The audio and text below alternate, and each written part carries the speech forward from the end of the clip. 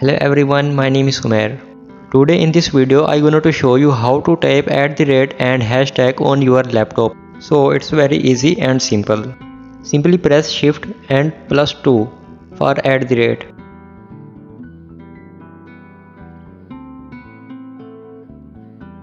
How to type hashtag? Simply press shift and +3 for hashtag.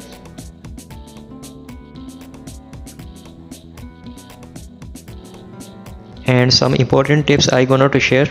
Press Ctrl+A for select all. Tip number 2.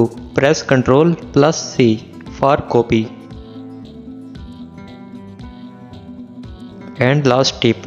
Press Ctrl+V for paste. Subscribe my channel for informative videos. Thank you and like my video.